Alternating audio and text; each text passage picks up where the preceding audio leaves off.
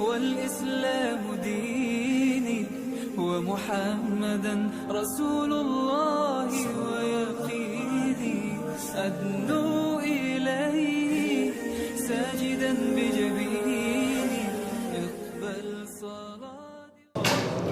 پیارے اور میٹھے اسلامی بھائیوں، قرآن پاک کی 21ویں سپارے میں موجود سورہ لقمان سے چند ایک آیات اور ان کی کچھ تشریح اور اس کے بارے میں چند ایک باتیں آپ کی گوش گزار کرنے کی سعادت حاصل کروں گا۔ سورہ لقمان یہ 21ویں سپارے میں سورت موجود ہے۔ اس کو سورہ لقمان اس لیے کہا جاتا ہے کہ اس میں اللہ تبارک و تعالیٰ کے ایک برگزیدہ بندے حضرت لقمان رضی اللہ تعالیٰ عنہ ان کا تذکرہ خیر موجود ہے، ان کی اپنے بیٹے کو کی گئی نصیحتیں موجود ہیں، ان کی شان موجود ہے، ان کی صفت موجود ہے، ان کی فضیلت موجود ہے۔ تو چونکہ اس سورت کے تقریباً ایک رکوع پورے میں اللہ تبارک و تعالیٰ نے اپنے اس برگزیدہ بندے کا تذکرہ فرمایا ہے، تو اسی مناسبت سے اس سورت کا نام بھی سورہ لقمان ہے۔ تو حضرت سیدنا لقمان رضی اللہ تعالیٰ عنہ آپ ایک حکیم گزرے۔ حکیم سے جس طرح ہمارے ہاں حکمت والا معاملہ ہے کہ وہ ایک نبض چیک کرتے ہیں، وہ حکیم یہاں مراد نہیں ہے۔ یقیناً وہ حکمت بھی آپ کے پاس ہوگی، لیکن یہاں حکیم سے مراد عقل و دانش ہے کہ آپ اللہ تبارک و تعالیٰ کے وہ برگزیدہ بندے گزرے ہیں جن کو اللہ تعالیٰ نے ایک کامل عقل عطا فرمائی تھی، حکمت اور دانائی عطا فرمائی تھی، جس کی روشنی میں آپ خود بھی اللہ کا قرب پاتے تھے اور لوگوں کو بھی اللہ کے قریب کرتے تھے۔ آپ کو رب نے علم عطا فرمایا تھا۔ تو آپ کے بارے میں یہ آتا ہے کہ آپ حضرت سیدنا ایوب علی نبینا وعلیہ الصلاۃ والسلام جو نبی گزرے ہیں، ان کے عزیز تھے، قریبی رشتہ دار تھے۔ اس میں بھی مختلف روایات ہیں، کسی نے بھانجا کہا، کسی نے اور رشتہ ذکر کیا۔ بہرحال آپ کے قریبی رشتہ دار حضرت لقمان رضی اللہ تعالیٰ عنہ تھے، اور انہوں نے حضرت داؤد علیہ الصلاۃ والسلام کا زمانہ بھی جو ہے وہ پایا ہے۔ حضرت داؤد جو نبی گزرے ہیں، ان کا زمانہ بھی حضرت لقمان رضی اللہ تعالیٰ عنہ نے پایا ہے۔ یہاں ایک میں بات کرتا چلوں کہ یہ ہمارے ہاں جمعے کے خطبات میں ہوتا ہے کہ جب بھی حضور داتا گنج بخش رحمۃ اللہ تعالیٰ علیہ کا عرس مبارک آتا ہے، اعلیٰ حضرت امام اہل سنت امام احمد رضا خان بریلوی رحمۃ اللہ تعالیٰ علیہ کا عرس مبارک آتا ہے، اللہ کے اور جو اولیاء گزرے ہیں، ولی گزرے ہیں، ان کا عرس مبارک آتا ہے، تو ان کا تذکرہ خیر منبر پر کیا جاتا ہے، ان کے تذکرے کیے جاتے ہیں، ان کا ذکر کیا جاتا ہے۔ تو بعض لوگوں کو یہ خدشہ ہوتا ہے کہ یار یہ سنتے سنتے تھک گئے ہیں، بس اور کوئی بات، قرآن بیان کرنا چاہیے، حدیث بیان کرنی چاہیے، یہ کیا کہ اللہ کے ولیوں کا تذکرہ شروع کر دیا۔ بعض لوگوں کو اس طرح کی بھی کھجلی شروع ہو جاتی ہے، لیکن میرا یہ خیال ہے کہ جو اللہ پر ایمان، سچے ایماندار لوگ ہیں نا، جب وہ ایمان والوں کا، اور ایسے ایمان والوں کا جن کا اللہ پر ایمان بڑا ہی مضبوط تھا، ان کا جب تذکرہ سنتے ہیں تو ان کے دلوں میں بھی ایمان بڑھ جاتا ہے۔ اور یہ منقول بھی ہے بزرگوں سے کہ عند ذکر الصالحین تنزل الرحمہ، کہ جب اللہ والوں کا ذکر ہوتا ہے تو رب کائنات کی رحمتیں برسنا شروع ہو جاتی ہیں۔ تو یہ بات اس لیے میں نے ذکر کی ہے کہ جو ذہن میں خدشہ آتا ہے بھی قرآن بیان کرنا چاہیے، حدیث بیان کرنی چاہیے، یہ اللہ والوں کے تذکرے اور ان کی سیرت پر گفتگو کیوں شروع کر دیتے ہیں؟ ہمیں قرآن سنائیں، ہمیں حدیث سنائیں۔ تو آج جو میں قرآن آپ کو سنانے لگا ہوں، اس قرآن کی پوری صورت اللہ کے ایک ولی کے نام پہ موجود ہے، حضرت لقمان رضی اللہ تعالیٰ عنہ۔ اس کا مطلب ہے یہ سنت الہی ہے اللہ والوں کا تذکرہ کرنا۔ حضرت لقمان رضی اللہ تعالیٰ عنہ سابقہ امت کے ایک ولی اور ایک برگزیدہ بندے گزرے ہیں، ان کی بڑی شان ہے، بڑی عظمت ہے، لیکن یقیناً جو امت محمدی صلی اللہ علیہ وآلہ وسلم کے اولیاء ہیں، جو نبی پاک علیہ السلام کے صحابہ ہیں، جو آپ کی امت کے اولیاء ہیں، اس امت کے برگزیدہ بندے ہیں، ان کی شان اور عظمت یقیناً دیگر امتوں والوں سے زیادہ ہے۔ ان کی شان اور عظمت، اس امت کی شان عظمت جو ہے نا، وہ دیگر تمام امتوں سے زیادہ ہے۔ کنتم خیر امت اخرجت للناس، فرمایا جتنی بھی امتیں گزری ہیں، اے امت محمدیہ تم ساری امتوں میں سب سے بہتر ہو۔ تو جب یہ امت سب سے بہتر ہے، اس کے ولی بھی سب سے بہتر۔ اس امت کے جو وہ حضرات ہیں جنہوں نے حضور علیہ السلام کی، نبی علیہ السلام کی صحبت پائی ہے، وہ سب صحابہ سے بہتر، جنہوں نے سابقہ انبیاء کی صحبت پائی ان سے بہتر۔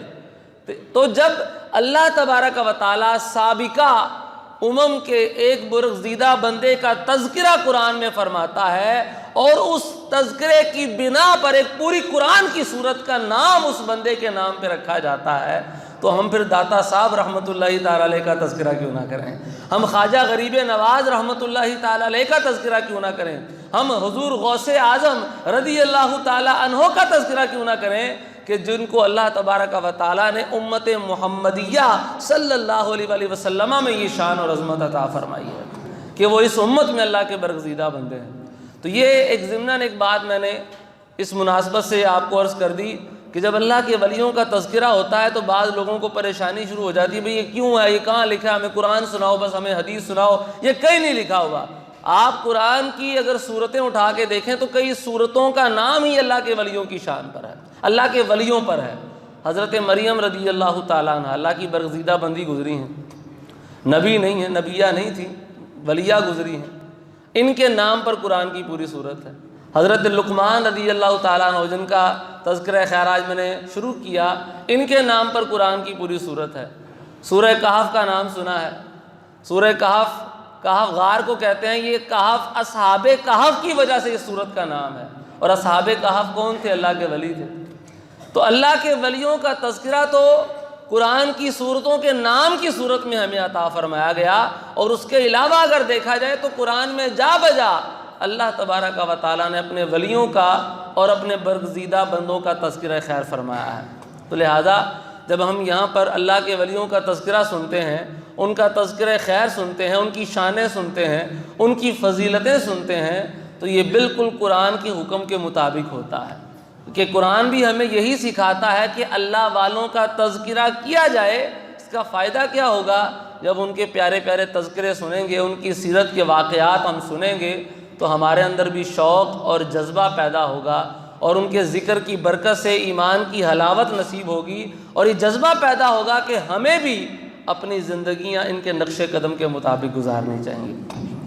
تو بہرحال حضرت لقمان رضی اللہ تعالیٰ عنہ اللہ کے برگزیدہ بندے گزرے ہیں۔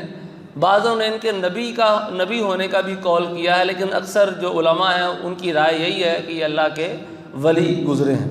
ان کے بارے میں قرآن پاک کی سورہ لقمان میں اللہ تبارک و تعالیٰ نے ارشاد فرمایا، وَلَقَدْ آتَيْنَا لُقْمَانَ الْحِكْمَةَ أَنِ اشْكُرْ لِلَّهِ وَمَنْ يَشْكُرْ فَإِنَّمَا يَشْكُرُ لِنَفْسِهِ وَمَنْ كَفَرَ فَإِنَّ اللَّهَ غَنِيٌّ حَمِيدٌ۔ فرمایا کہ ہم نے لقمان کو حکمت عطا فرمائی، حکمت عطا فرمائی، دانائی عطا فرمائی، اور یہ کہ اللہ کا شکر کرو، اللہ کا شکر کرو۔ اور جو شکر کرتا ہے، اللہ کا شکر کرتا ہے، تو وہ اپنی ذات کے لیے ہی اللہ کا شکر کرتا ہے، اور جو کفر کرتا ہے، جو نافرمانی کرتا ہے، جو ناشکری کرتا ہے، تو رب کائنات فرماتا ہے کہ بے شک اللہ بے پرواہ ہے اور سب خوبیوں سے سراہا ہوا ہے۔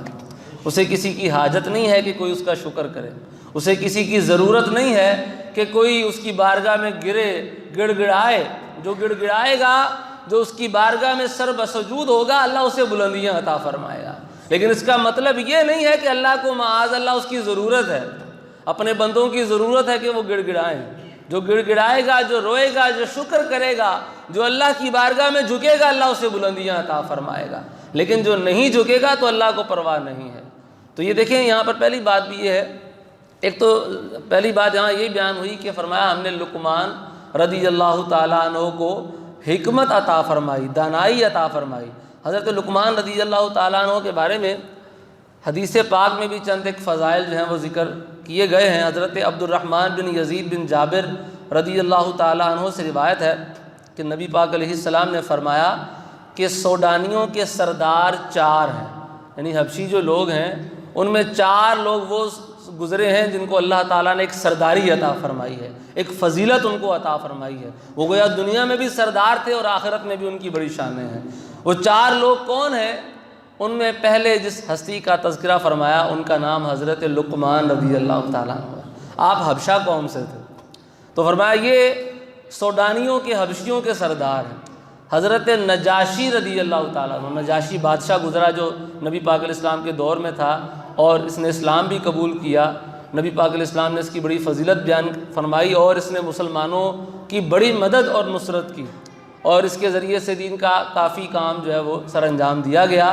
تو حضرت نجاشی رضی اللہ تعالیٰ عنہ ان کا تذکرہ فرمایا۔ تیسرے شخص وہ ہیں حضرت بلال حبشی رضی اللہ تعالیٰ عنہ، جن کو سارے ہی جانتے ہیں، مؤذن رسول صلی اللہ علیہ وسلم۔ اور چوتھے صحابی رسول ہیں حضرت مہجہ رضی اللہ تعالیٰ عنہ۔ فرمایا یہ چاروں لوگ سوڈانیوں کے حبشیوں میں سردار گزرے ہیں، بڑی عظمت و شان والے گزرے ہیں۔ اسی طرح ایک اور حدیث پاک حضرت عبداللہ ابن عباس رضی اللہ تعالیٰ عنہما سے روایت ہے کہ نبی پاک علیہ السلام نے فرمایا کہ حبشی لوگوں کی صحبت اختیار کرو۔ یہ نبی پاک علیہ السلام کی حدیث ہے۔ فرمایا سوڈانیوں کی صحبت اختیار کرو، کیونکہ ان میں 3 وہ لوگ ہیں کہ جو اہل جنت کے سرداروں میں سے ہیں، جو جنتی لوگوں کے بھی سرداروں میں سے ہیں۔ ان میں پہلا تذکرہ جس ہستی کا فرمایا وہ حضرت لقمان رضی اللہ تعالیٰ عنہ، دوسرے حضرت نجاشی بادشاہ جو گزرے ان کا تذکرہ حضرت نجاشی رضی اللہ تعالیٰ عنہ، اور تیسرے مؤذن رسول حضرت بلال حبشی رضی اللہ تعالیٰ عنہ۔ اب کوئی کالا ہو کوئی کیسا ہو، لیکن جو اللہ اور اس کے محبوب کا ہو جاتا ہے اس کی شانیں دنیا میں بھی بڑھ جاتی ہیں، اور آخرت میں بھی اللہ انہیں جنت کی سرداری عطا فرماتا ہے۔ تو اس لیے کسی کے رنگ پر نہیں جانا چاہیے، کسی کے ظاہری حلیے پر نہیں جانا چاہیے۔ اگر کسی کا تعلق اور لنک اللہ کی بارگاہ سے مضبوط ہے تو اس کے قدموں میں آپ ہو جائیں، اللہ آپ کو بھی رتبے اور شانیں عطا فرما دے گا۔ تو حضرت لقمان رضی اللہ تعالیٰ عنہ کے بارے سے 2 احادیث تھیں۔ تو فرمایا ہم نے لقمان کو حکمت عطا فرمائی۔ حکمت کے حوالے سے بھی مختلف اقوال ہیں، جیسے میں نے پہلے عرض کیا کہ حکمت سے مراد وہ حکیمی جو آج کل دوائیاں وغیرہ دیتے ہیں وہ مراد نہیں ہے، وہ بھی مراد ہو سکتی ہے ضمناً کہ وہ بھی ایک علم ہے، اس سے انکار نہیں کیا جا سکتا۔ لیکن یہاں حکمت ایک وسیع معنی کو شامل ہے کہ جس میں وہ والی حکمت بھی شامل ہو سکتی ہے، اور لیکن جو بنیادی بات ہے وہ ہے عقل اور دانائی، کہ حضرت لقمان رضی اللہ تعالیٰ عنہ کو اللہ تبارک و تعالیٰ نے کامل عقل اور دانائی عطا فرمائی تھی کہ اس عقل اور دانائی کے ذریعے وہ خود بھی اللہ کا قرب حاصل کرتے تھے اور لوگوں کو بھی اللہ والا بنایا کرتے تھے۔